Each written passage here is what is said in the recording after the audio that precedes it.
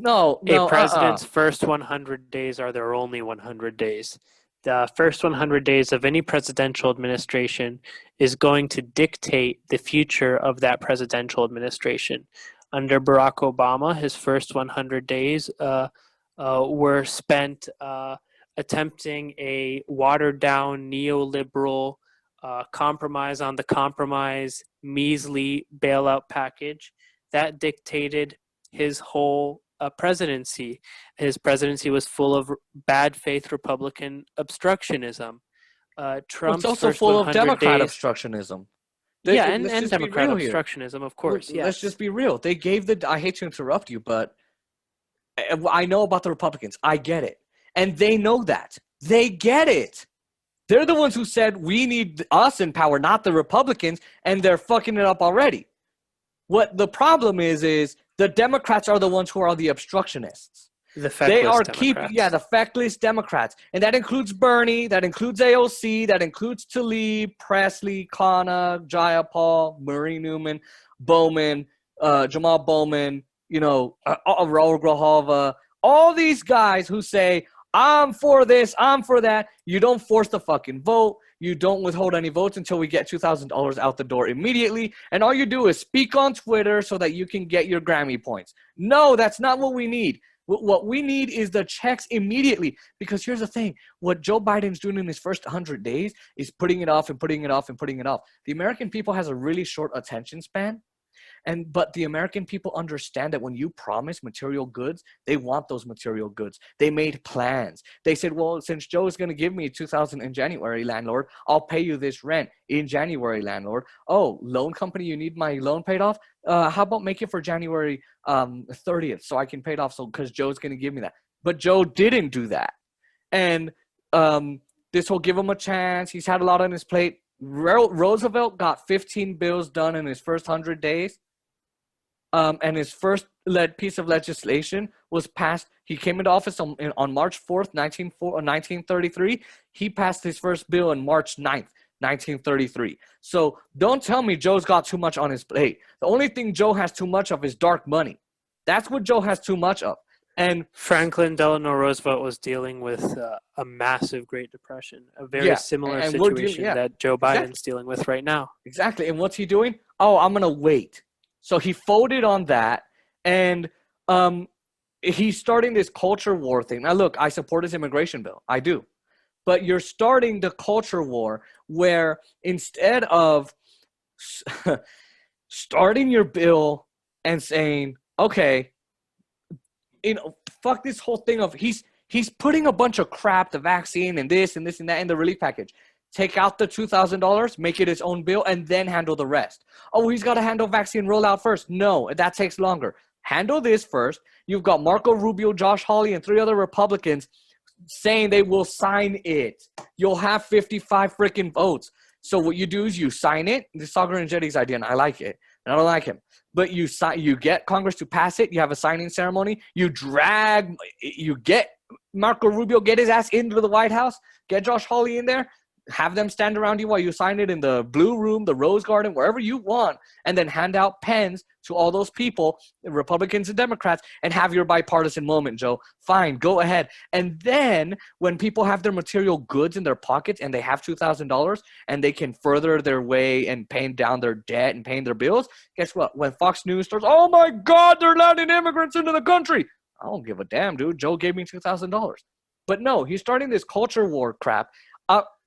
And people say, oh, Joe Biden's here for you. Give me a break. Give me a break.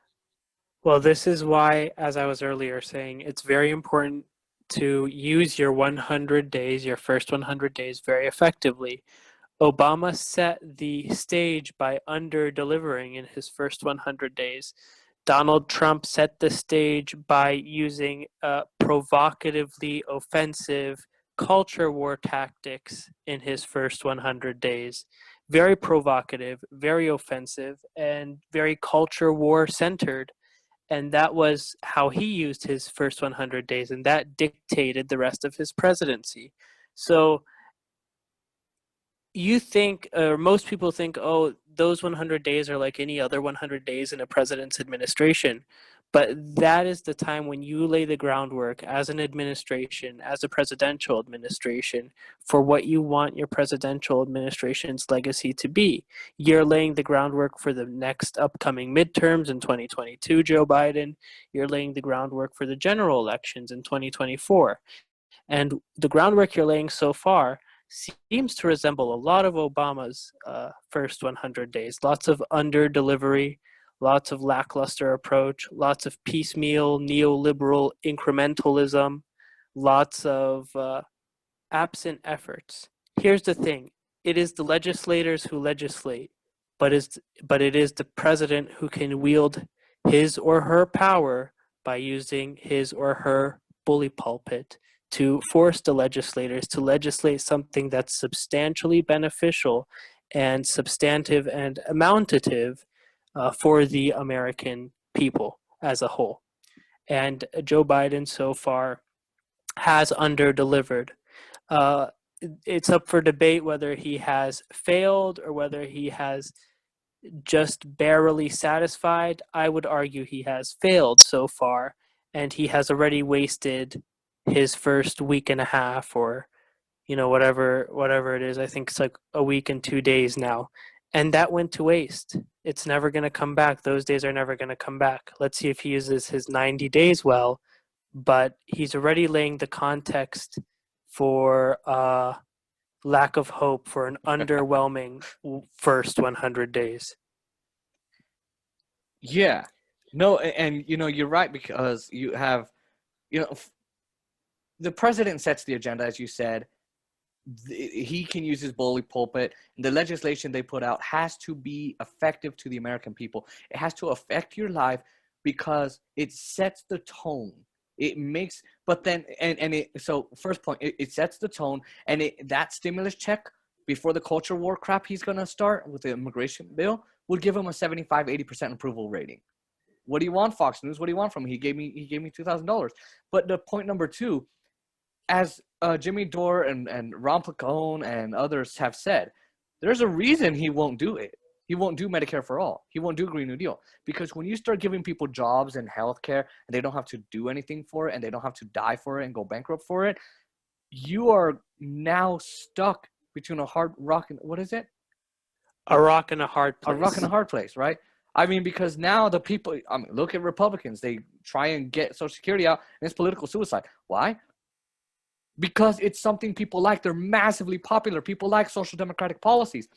72% of the American people want Medicare for all. 67% delivering for the people empowers the people and shows the people that it is in fact possible. Yes. Exactly, and he doesn't want that. Because then when he wants to take it away, or a future Democrat, it's impossible. They're not going to be able to, and that's the problem. So yeah, they set the agenda, and look at his healthcare, right? As we just said, nothing's changed. And look, under this, he said nothing. Quote, nothing will fundamentally change. That's pretty much what's going on. Now, they say, oh, give him a chance. He couldn't do it because he's got too much on his plate. Oh, but he was able to send troops into Syria on his first week, into the oil fields, into the part where the Kurds. He sent them to Hasaka, Syria, yes.